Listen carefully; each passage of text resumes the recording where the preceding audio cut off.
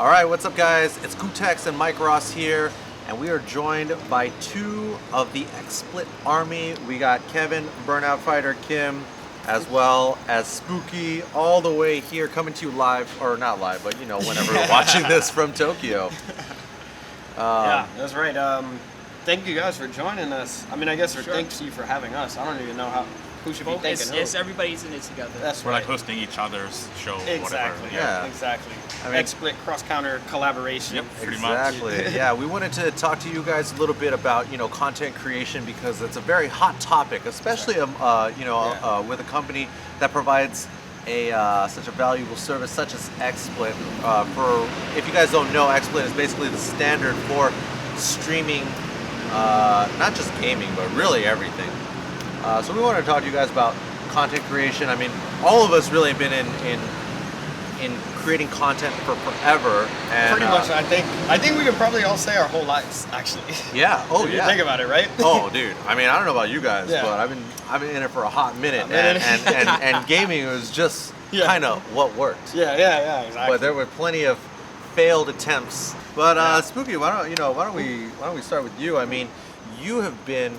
I don't know what kind of content. I don't know if you started with fighting game content or if you were doing stuff before or what. But I know for sure that you have been holding it down, helping to produce fighting game tournaments for what seems like 1,000 years now.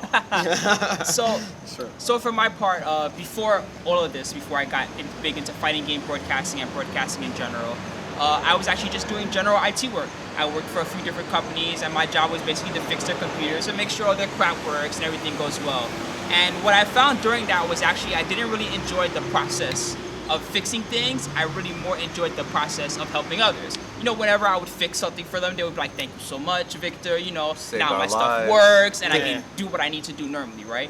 Well, when I got into content creation, I found, and maybe this is a good tip for anybody else out there, I found that I enjoyed making my own content the most when the content was not about me at all, and when it was about just whatever else someone else was doing. And that really, although it works for pretty much anything, it really translates especially well to fighting games. Because 9 times out of 10 when you're broadcasting a fighting game, right, or anything fighting game related, it's two guys going at it. And each guy has their own backstory. This guy's from this region, this guy's from this region. They're entering this tournament because of glory, or because they're saving money for their family, or because of whatever else. And I found that it became really easy to tell those stories sometimes without even saying anything, pretty much by just pointing at the camera, watching the match, watching how each guy plays against each other, watching their facial reaction after the match is over, who's happy, who's sad, who's indifferent. So when I started to jump into that, I found it really easy to continue doing it because, it's a never-ending saga and story, right? There's always the next game. We started back in like Street Fighter 3 or something, and then Street Fighter 4 came out, and now we're in the Street Fighter 5 era. So yeah, I guess that was the biggest thing that got me into it. Providing a platform. Exactly. Without actually needing to, you yourself, let's say, be on camera or try to create content. You just you just provided the platform for other people. I found that what was happening was so entertaining already that I wanted to point the camera at it just to show it to other people. Hey, look at this cool thing. This is something I see all the time in New York. I go to Chinatown. I mean, shout out to Chinatown Fair, not really around anymore, but I would go to Chinatown Fair all the time and see people play Marvel 2 and just kick each other's ass. And that was the coolest thing ever for me to watch, right? Yeah. So it was easy for me to try to show it to other people. Nice. Kevin, what about you? How did you get started? Creating content? Yeah, well, I guess it was mainly because of the fighting game community. In Australia, in Melbourne, Australia specifically, there was an era where people would meet up in arcades once every week, and then we'll be playing, we'll be chatting, meeting people. It was more for the social aspect. But then later when you get home, you're you think about the matches that you played that day, and then maybe if you could study upon some my mistakes or things like that, might improve my gameplay and things like that. So all these thoughts that I had, but then there was no real physical kind of material or evidence that to say that we are the community, we've been playing in this area and things like that. Yeah. Need the evidence. Yeah, we can tell other people what we do, Right. but then there was no real material to point it out to. And then So I decided to buy like a real cheap camera, like a digital camera, the era of digital cameras, right? Yeah. It took like 2 AA batteries, and like, this is like before SD cards or anything, right? man- This was like Recording on a floppy disk. I was about to say, yeah, this guy had a Yeah. Casio camera. so, and then I didn't even have a tripod, so like, and usually this was like when Street Fighter 4 came out, right? Okay. And average match of like a 2 out of 3 set is About 40 minutes. Yeah, Street Fighter 4. ages, right? Yeah. So there were some matches where I'd be holding the camera within the frame, trying not to shake. This was before cameras had technology where it had stability stabilization. or anything Right, like that. yeah. So any subtle shake will make the screen all blurry. Yeah. But I did that for like 3 years. Yeah, at least once every 3 years, holding the camera on the monitor. It would never be even straight. It'll be like trapezium or something, like, you know, the angle, like 45 degrees from the left or something, right? So it'll be like a diagonal angle or whatever. But there's all footages of that in my YouTube channel currently. Pretty Watching much. videos like this with a crooked neck. That's why all of our problem necks now. are like, yeah. I mean, I've been doing that for a while, and this was also, I think, before Twitch even existed. This was when Justin TV was around, yeah.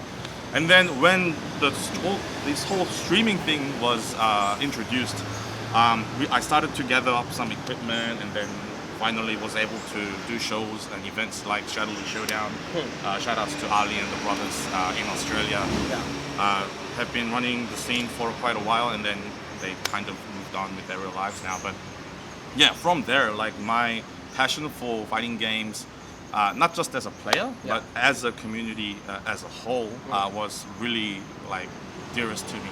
At the times when I was just, you know, going to 9-to-5 jobs and things like that, where I needed some sort of stress relief and a hobby, fighting games has been there for me all the time, and I always enjoyed being part of the community and being able to like show that we exist. Like the scene in Australia exists to the world was really something like a life-changing event for me. And yeah, and even until now, like I never really have like my own show or anything, but I'm always there to like support other people and give them tips for streaming and production and all things like that until now. So yeah, and I'm here now, like with you guys. So it's really an honor. Spooky, what advice do you have for some creators out there who, you know, they might want to get into this, and you know they're starting out, their view count is really low, right? You know, and they're trying to find inspiration to continue building. What kind of advice do you have for those people, and how did you, you know, build your viewership when you started? So the number one thing I think is something that Bernard kind of touched on. He said, you know what?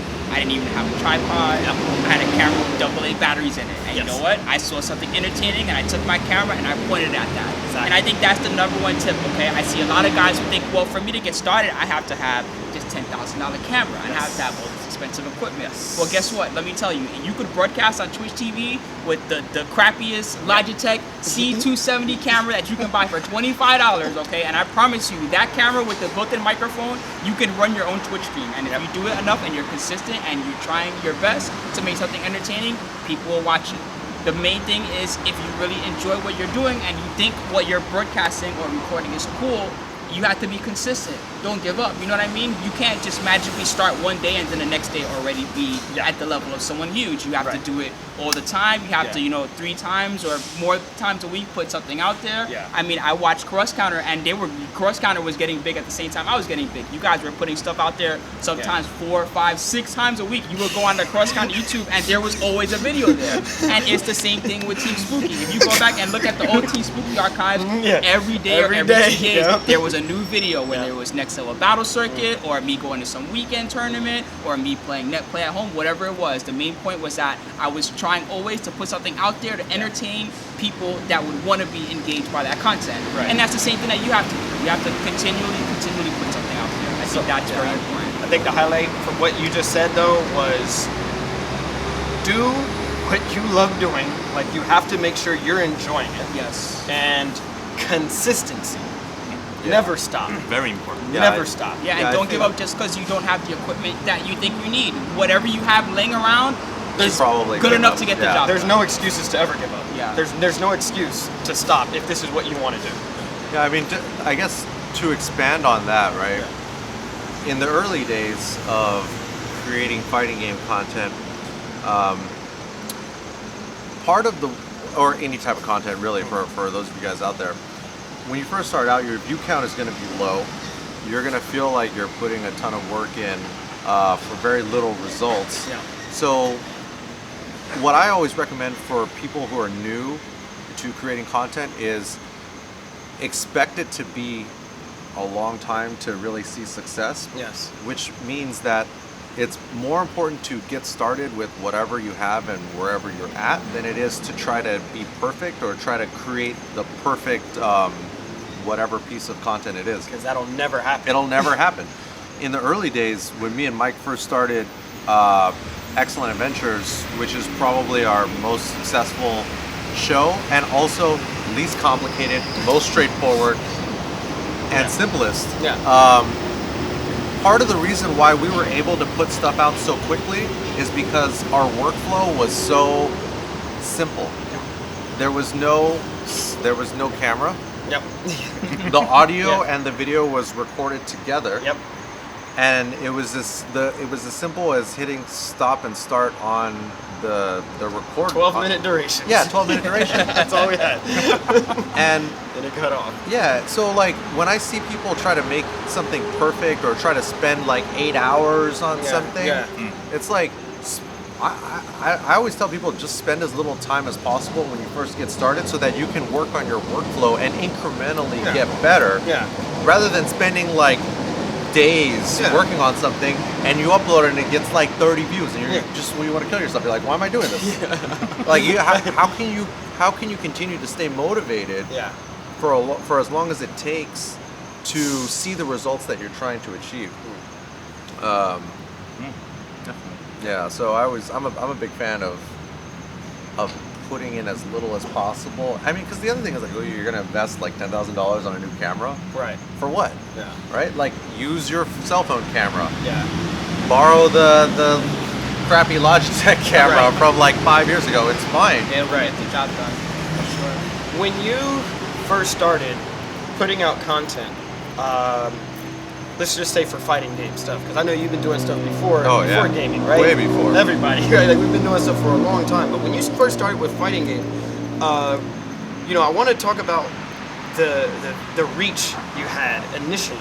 There's a lot of creators out there that are putting out content, whether it be podcast, video, whatever, and their viewership might be low to them, and they just want to quit because their viewership is low, which I think is the stupidest and like the poorest excuse in the world, right? So I want to know, with all of you, what type of viewership were you getting when you first started? That's a great question. The type of viewership, and it wasn't even viewership because it was just audio. It was audio. But the type of audience that I had, yeah. I didn't actually even have the luxury of knowing, because this was before. This was before you could really track those things. Here's a good example. That just explains everything right there. I didn't know. Does it matter? There were two different types of content. Yeah. First was Family Fun Arcade Third Strike ranking battle videos, which were uploaded to I'm fucking dating myself here, and I'm certain most people have no idea what I'm about to say. But we would upload those. We would upload the MPEG-1 files to an FTP server, and wouldn't know how many people downloaded them. But to this day, people still tell me that they watched them all over the world. So we didn't put those out because we were trying to achieve high view counts on YouTube to get that ad revenue. What for? There was no ad revenue. We did it because it seemed like the right thing to do. And when it came to audio podcasts, how are you going to track your podcast downloads? You had a rough idea, but you never really knew for certain. And I guess that's the other thing that comes to mind, which is that when it comes to producing stuff, everybody wants to be the next this show or the next that show. When I started creating fighting game content, it was to put other people over, which means that I was interviewing top Third Strike players, not telling people what I thought about Third Strike, but asking dudes who were way better than me what they thought, and that's what nobody was doing. So first, I think you have to create content like you guys were saying, content that you find interesting for yourself, so that you're entertained or informed or whatever. Because useful content is always going to be better than you trying to be funny. Yeah. Yes.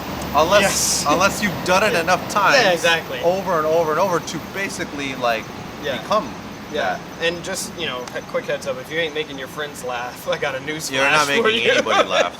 Yeah, if you're not the funniest one of your friends, you're not making anybody laugh. You should focus on being useful. You know what? Like there's only been like one time. In the early days of doing podcasts where I was interviewing Street Fighter players, only once did I get turned down. Why? Because everybody likes to talk about themselves. Yeah. Other than that, I mean, 99% success rate. That's pretty good. Everybody will always be open to doing interviews, no matter the industry, where they're at, whatever. People like it. Yeah. It's easy. Yeah. What about you, Mike? Tell us about. So you guys are talking. You held the shaky cam. You know, you held that down for several years. You held a shaky cam. Yeah, I held a shaky cam too. Yeah. You know, Sp00ky over here holding it down as well. You know, trying to put, you know, point the spotlight at other people. You know, exact same regards.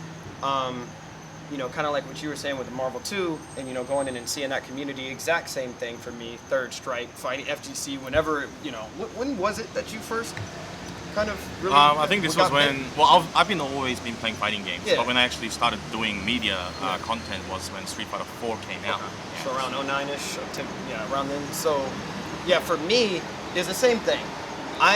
You know, we know these people, right? You go to the arcades with these people, you know what their stories are, but nobody else does. And so for me, my immediate passion was, I gotta tell my friends about this, right? I'm still, you know, I got a lot of friends that aren't in fighting games. And when I try to tell them or explain it, I can't really... It doesn't do it justice. It doesn't do it justice. So, you know, I went to school for TV, film. I didn't know why at the time. You know, I just thought it was interesting. And then I realized, I was like, oh, of course, right? This is why I got all this information, because now I know how to shoot, how to frame a shot, how to edit, you know, and all this kind of stuff. So I think the first FGC video that I actually did was, You're like the Forrest Gump of fighting games, man. Just throughout fighting game history, just there in the background, like, but nobody knew. Right. So it was an interview with a Marvel 2 player, Dark Prince or whatever. And, OG. And the reason why is just because I was like, here's a guy who, you know, I know how passionate he is about this scene. That's a nice way of saying he was a heel, a villain. It doesn't matter. It doesn't matter, right? It was the first subject. You know, I knew him personally, and I said, this energy is what I need to show my friends. You know, that don't know what this is. You know, I've watched that video, and I even make jokes to Mike all the time about how I watched that video. But actually, if you've seen that Dark Prince interview, a lot of people saw it on the Shoryuken forums years ago. A lot of people actually don't know Mike Ross was the guy behind the camera. I have no idea. In the video. It was groundbreaking work, Mike. That was the first time I've ever interviewed somebody in my life. I was like... Knocked it out the park. Well, the thing is, you didn't even have to do anything except provide the platform for him to just go off. Exactly, right? And that video is still on YouTube. It's still up there, yeah, exactly. There was some, you know, shots, you know, I did a little bit of editing in there, you know, cutting in some match footage, you know what I'm saying? You know, little something. But the purpose is just to get it out there to show people.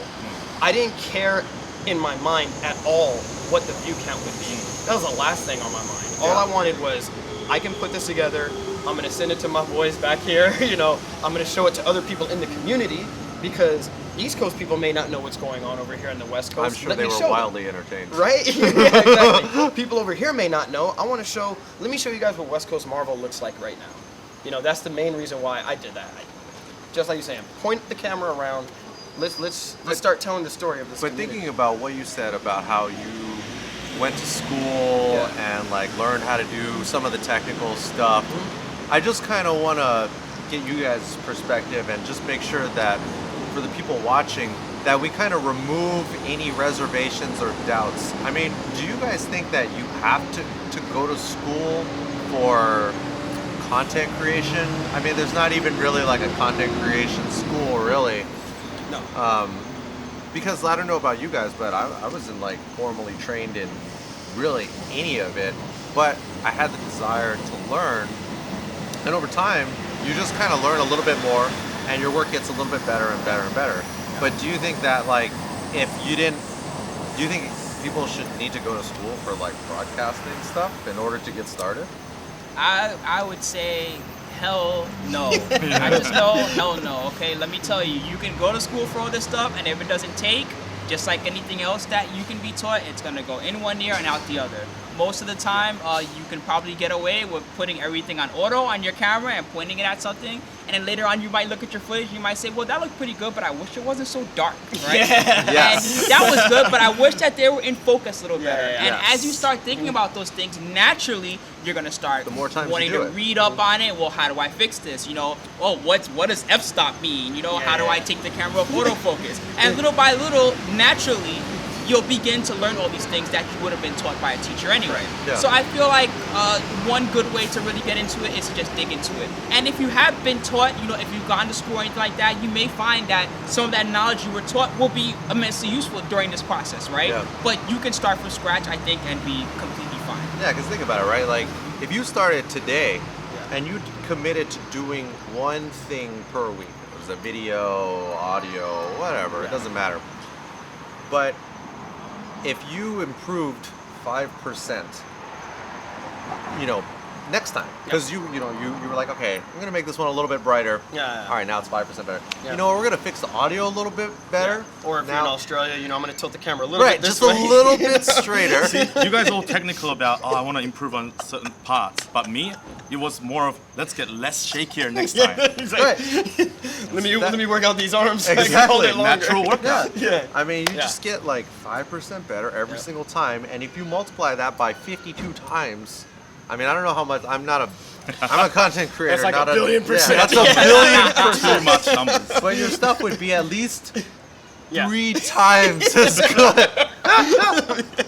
as it was when you started. You Yeah. know, so if you're in it for the long haul, which you should be, because obviously, newsflash, you're not going to go from, you know, just coming out the gates to like making tons of money and reaching tons of people. You're not. But over a long period of time, you can get you can reach whatever your goals are if you started immediately. And I guess that's the takeaway, guys. So we want to thank you guys for watching Spooky Burnout. Where can people go? Burnout. Where can people go to check out your Find some stuff? of the content. Yeah, well, my content is on YouTube, so youtube.com/burnoutfighter, one word. Social media, I'm on @burnoutfighter, and also if you guys want any tips on streaming and things like that, hit us up on @expert, and then I could be the one answering your questions as well. So yeah, definitely check it out. All right, guys. And for my part, if you'd like to see some great history of fighting game stuff, not just some of the guys you see here, but lots of other guys as well, please check me out, youtube.com/TeamSpooky. You can also follow me on Twitter @TeamSpooky, as well as on Twitch, same thing, TeamSpooky. And also, same thing, I am product manager of XSplit, so little by little, we hope to improve the program for you guys at home, anybody that wants to try it out and use it for yourselves. Oh, that's so sick. You know, you can find Gootecks and myself at Cross Counter TV on YouTubes and on the social medias as well. At Gootecks, @that Mike Ross guy. Yep. Thank you guys for lending us your eyes and ears. We hope to see some of your content later. Send it to us. Yeah. We want to see it. Send it to all of us. Send it to We would love to see your first draft, and then but don't send us your first if you're not willing to send us your 52nd or your 100th. Never give up. Never give up. Thanks for watching, guys. Later.